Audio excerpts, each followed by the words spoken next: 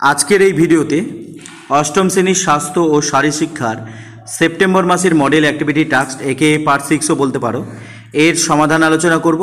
এর উত্তরগুলো খাতায় সুন্দর করে রাখতে হবে। বিদ্যালয় থেকে যেদিন বলবে সেদিন জমা দিয়ে আসতে হবে।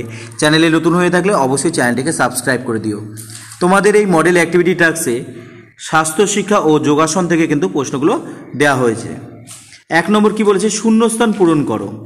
ক নম্বর, গ্রামের খোলা জায়গায় ড্যাশ কোনো চিহ্ন থাকবে না, এই শূন্যস্থানে মলত্যাগ হবে। তাহলে উত্তর এইভাবে লিখবে, গ্রামের খোলা জায়গায় মলত্যাগের কোনো চিহ্ন থাকবে না। এবার দেখো খ নম্বর কি বলেছে? সমস্ত জলের উৎসে যথার্থ সিমেন্টের ড্যাশ ও ড্যাশ নিকাশের ব্যবস্থা রাখতে হবে। তো প্রথম শূন্যস্থানে চাতাল আর তারপরে শূন্যস্থানে জল। তাহলে এইভাবে উত্তর লিখবে, সমস্ত জলের উৎসে যথার্থ সিমেন্টের চাতাল ও জল নিকাশের ব্যবস্থা রাখতে হবে। গ নম্বর, প্রতিটি শৌচাগারে পরিষ্কার পরিচ্ছন্ন ও স্বাভাবিক ড্যাশ সংস্থান রাখতে হবে। তো এখানে শূন্যস্থানে আলো বাতাসের হবে। তো এইরকম লিখবে, প্রতিটি শৌচাগারে পরিষ্কার পরিচ্ছন্ন ও স্বাভাবিক আলো বাতাসের সংস্থান রাখতে হবে। ঘ নম্বর, খাটাল শূকরের খামার মুরগির পোলট্রি প্রভৃতি অতি ঘন ড্যাশ এলাকা থেকে দূরে রাখতে হবে। তো এখানে উত্তর হবে জনবসতিপূর্ণ। তো উত্তরটা সম্পূর্ণ এইভাবে লিখবে, খাটাল শূকরের খামার মুরগির পোলট্রি প্রভৃতি অতি ঘন জনবসতিপূর্ণ এলাকা থেকে দূরে রাখতে হবে। এবারে দেখো উম নম্বর কি বলেছে? গ্রামের পরিবেশ ড্যাশ করে গড়ে তোলবার জন্য বৃক্ষরোপণ ও সবুজায়নের ওপর অধিক গুরুত্ব আরোপ করতে হবে। তো এখানে শূন্যস্থানে নির্মল লিখতে হবে। পূর্ণ বাক্যে এইভাবে লিখবে, গ্রামের পরিবেশ নির্মল করে গড়ে তোলবার জন্য বৃক্ষরোপণ ও সবুজায়নের ওপর অধিক গুরুত্ব আরোপ করতে হবে। চ নম্বর, নলকূপ ও নদীর জল ড্যাশ পরিষ্কার পরিচ্ছন্ন রাখতে হবে, এই শূন্যস্থানে নিরাপদ লিখতে হবে। তো উত্তরটা এইভাবে লিখবে, নলকূপ ও নদীর জল নিরাপদ পরিষ্কার পরিচ্ছন্ন রাখতে হবে। এবারে দেখো 6 নম্বর, জনস্বাস্থ্য বজায় রাখার জন্য সার্বিক স্বাস্থ্যবিধান অভিযানকে একটি ড্যাশ আন্দোলনের রূপ দিতে হবে। তো এখানে শূন্যস্থানে সামাজিক লিখবে, যে জনস্বাস্থ্য বজায় রাখার জন্য সার্বিক স্বাস্থ্যবিধান অভিযানকে একটি সামাজিক আন্দোলনের রূপ দিতে হবে। এবার দেখো 2 নম্বর কি বলেছে? বহুর মধ্যে থেকে সঠিক উত্তরকে নির্বাচন করে চিহ্ন দাও। তো এখানে চিহ্ন দিয়ে দিতে বলেছে, তবে আমি এখানে তোমাদের কালার করে দিয়েছি, সেটাই তোমাদের উত্তর হবে, সেটাকে তোমরা চিহ্ন দিয়ে নিবে। ক নম্বর, এই আসনটি দীর্ঘদিন অনুসরণ করলে হাতের পেশি সুগঠিত হয়, কাঁধ ঘাড় ও পেটের পেশির শক্তি বৃদ্ধি পায়, হজম শক্তি বৃদ্ধি পায়। কিন্তু কোমরে হাঁটুতে ও হাতে চোট আঘাত থাকলে এই আসনটি অভ্যাস করা উচিত নয়। এই আসনটির নাম কি? তো এখানে দেখো কতগুলো অপশন আছে।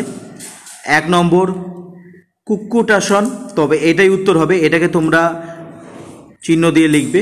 2 নম্বর বজ্রাসন, 3 নম্বর তুলা দণ্ডাসন। তো প্রথম উত্তর হচ্ছে 1 নম্বরটাই সঠিক রয়েছে। এবার দেখো 2 নম্বর, এই আসনটির অভ্যাসের সময় শ্বাসক্রিয়া স্বাভাবিক থাকে। এই আসন অনুশীলনের ফলে মেরুদণ্ডের নমনীয়তা বৃদ্ধি পায়, পিঠের মাংসপেশিগুলো সুস্থ ও সবল রাখে এবং কোষ্ঠকাঠিন্য দূর হয়। এই আসনটির নাম কি? তো এখানে কতগুলো অপশন রয়েছে? 3টে অপশন রয়েছে। 1 গুপ্তাসন, 2 হলাসন, 3 পবন মুক্তাসন। তো এখানে সঠিক উত্তর হবে 2 নম্বর হলাসন। এটাকেও তোমরা চিহ্ন দিয়ে করবে, আমি এখানে কালার করে করেছি, এটাই সঠিক উত্তর তোমাদের। এবার দেখো গ নম্বর কি বলেছে? পা জোড়া রেখে সোজা হয়ে দাঁড়িয়ে শ্বাস ছাড়তে ছাড়তে কোমরের ওপরের অংশকে সামনের দিকে বাঁকিয়ে কপাল হাঁটুকে স্পর্শ করে থাকবে এবং হাত দুটি পায়ের দুপাশে মাটি স্পর্শ করবে। এই আসনটির নাম কি? এখানে দেখো 1 নম্বর পশ্চিমোত্তানাসন, 2 হলাসন, 3 নম্বর পদহস্তাসন। তবে এখানে সঠিক উত্তর হবে পদহস্তাসন, এটাকে তোমরা চিহ্ন দিয়ে লিখবে। 3 ক নম্বর, এই করোনাকালে তুমি তোমার সহপাঠীদের ফুসফুসের বায়ু চলাচলের কার্যক্ষমতা বৃদ্ধির জন্য কোন প্রাণায়ামটি অনুশীলনের সুপারিশ করবে? তো উত্তর হবে, এই করোনাকালে আমি আমার সহপাঠীদের ফুসফুসের বায়ু চলাচলের কার্যক্ষমতা বৃদ্ধির জন্য অনুলোম বিলোম প্রাণায়াম অনুশীলনের সুপারিশ করব। এবার দেখো খ নম্বর, এই প্রাণায়ামটি শ্বাসক্রিয়া অনুশীলনের পদ্ধতি, সময়কাল, উপকারিতা ও সতর্কতা বর্ণনা করো। তাহলে আমি এখানে যে প্রাণায়ামটি বললাম অনুলোম বিলোম, তার শ্বাসক্রিয়া, অনুশীলনের পদ্ধতি, সময়কাল, উপকারিতা ও সতর্কতা লিখতে হবে। তো অনুলোম বিলোম প্রাণায়ামে শ্বাসক্রিয়া: ধীরে ধীরে ডান নাক দিয়ে বায়ু গ্রহণ করে বা নাক দিয়ে ধীরে ধীরে ছাড়তে হবে। অনেকে বা নাক দিয়ে শ্বাস নিয়ে ডান নাক দিয়ে শ্বাস ছেড়ে অভ্যাস করে থাকেন। পদ্ধতি: 1 নম্বর, প্রথমে পদ্মাসনে অথবা সুখাসনে অথবা সুগোমুখাসনে বসতে হয়। 2 নম্বর, এবার ডান হাতের তালু চিৎ করে তর্জনী ও মধ্যমা ভাঁজ করে অনামিকা ও কনিষ্ঠা আঙুলদ্বয়ের সাহায্যে বা নাসাপথে বন্ধ করে ধীরে ধীরে অতি মৃদুমন্দ গতিতে ডান নাসাপথে বায়ু গ্রহণ করতে হয়। 3 নম্বর, যতটা সম্ভব শ্বাস নিতে হয়, তারপর বৃদ্ধাঙ্গুলি দিয়ে ডান নাসাপথ বন্ধ করে বা নাসা খুলে দিয়ে ধীরে ধীরে শ্বাস ছাড়তে হয়। অনেকে আবার বা নাক দিয়ে শ্বাস নিয়ে ডান নাক দিয়ে শ্বাস ছেড়ে এই প্রাণায়ামটি অভ্যাস করে থাকেন। সময়কাল: মনে মনে 6 থেকে 10 গোনা পর্যন্ত শ্বাস গ্রহণ ও ত্যাগ করতে হয়। উপকারিতা: মানসিক অবসাদ, ক্লান্তি, মনের অস্থিরতা দূর করে, ফুসফুসের কার্যকারিতা বৃদ্ধি পায়, স্মরণশক্তি বৃদ্ধি পায়, নাকের ভেতরের সমস্যা দূর হয়, ব্লাড প্রেশার ও হৃদরোগ সরাতে এই প্রাণায়ামটি বিশেষ উপকারী। সতর্কতা: যাদের হার্টের রোগ, হাই ব্লাড প্রেশার আছে তাদের দম বন্ধ করে না করাই শ্রেয়।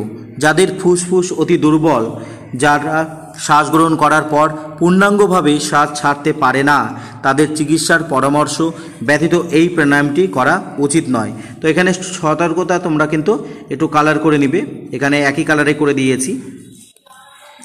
এবার দেখো গ নম্বর, দীর্ঘ 15 দিন এই প্রাণায়ামটি অনুশীলনের পর তুমি তোমার উপলব্ধি বর্ণনা করো।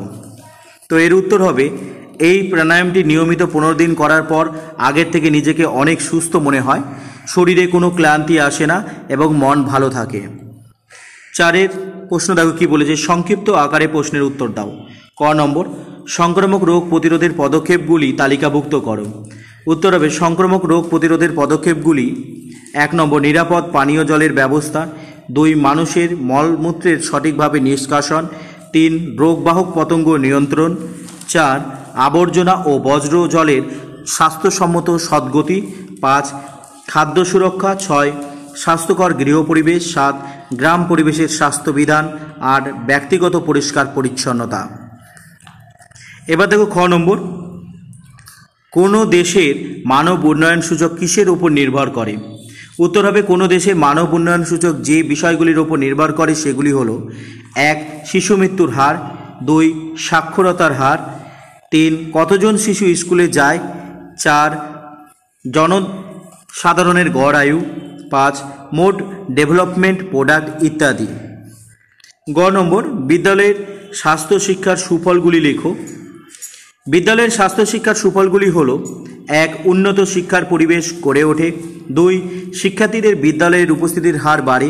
3 বিদ্যালয়ের ছাত্রীদের অধিক নামাঙ্কন হয়। 4 পড়ুয়াদের অধিক দক্ষতা ও সুস্থতা বৃদ্ধি। 5 বিদ্যালয়ে নির্মল পরিবেশ গড়ে ওঠে। 6 শিশুদের অধিকার রক্ষা পায়।